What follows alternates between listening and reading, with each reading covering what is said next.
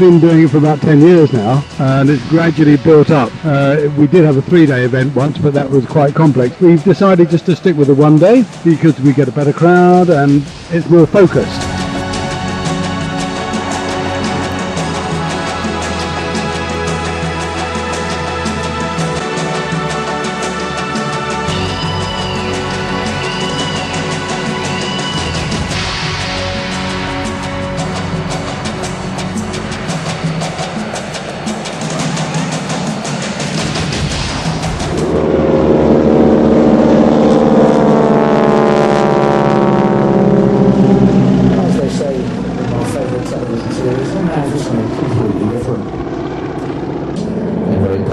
With flying clubs all over the world.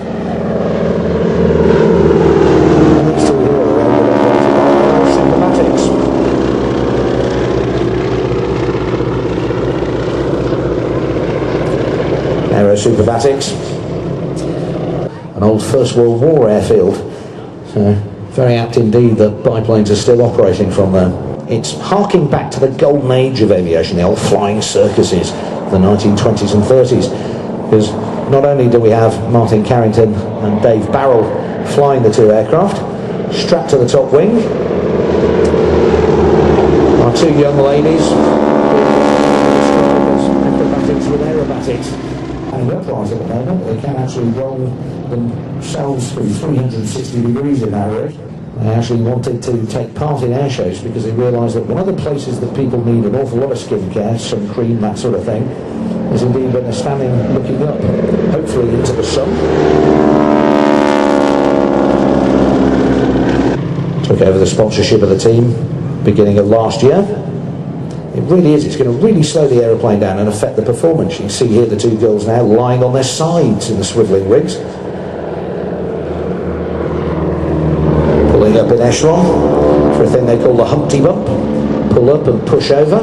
Girls now standing on their hands. No, do beg your pardon, turn back upright.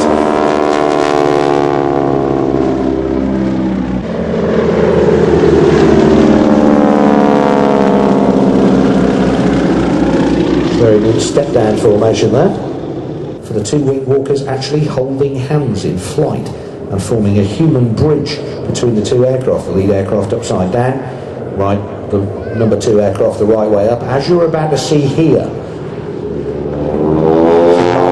Rolling upside down, going at full power. Number 2 chasing up underneath him. It's what we call mirror formation, ladies and gentlemen, the lead aircraft mirroring the number 2. And in that formation, they've actually held hands, would you believe? Of course, during the 20s and 30s, one of the flying circuses started trying to outdo each other, with people literally clambering about all over aircraft with no safety equipment in flight. There are an awful lot of accidents, unfortunately. These days, sanity has prevailed, a lot safer, a lot saner. The girls are very securely strapped into their swivelling rigs, as you can see.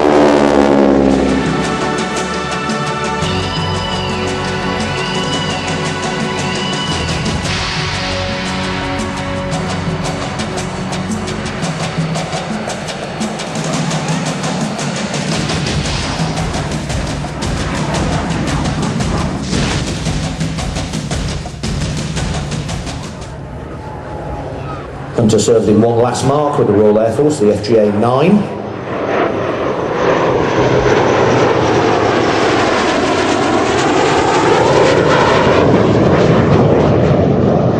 It was designed to capture the world speed record, which it successfully did. At turn, 2 white streaks came back from the wingtips. Very clearly, the bottom of the hull of the aircraft is designed to land on water.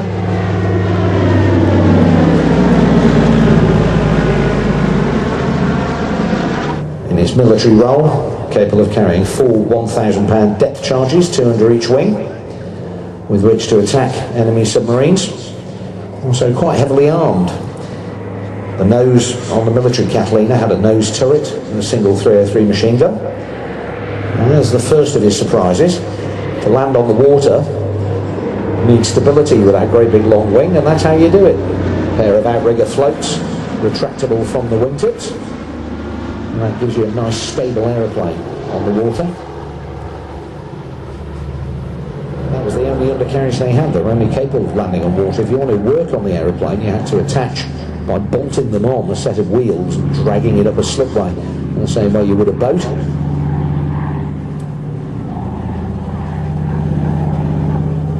As I said, in the nose of the military aircraft, single 303 machine gun usually. Now, just after the wing, you can see there's two enormous blisters.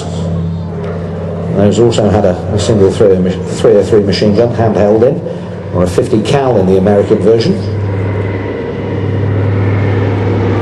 But they were predominantly for use by the observers, not only for spotting enemy submarines, but also, of course, looking out for dinghies down the coastal command aircraft to save this country, because the U-boat threat was seen as being the direst threat to the United Kingdom. And here's their other surprise. This is not just a flying boat, this is an aeroplane we call an amphibian. It has a retractable undercarriage as well, so it's perfectly capable of operating both from water and from land.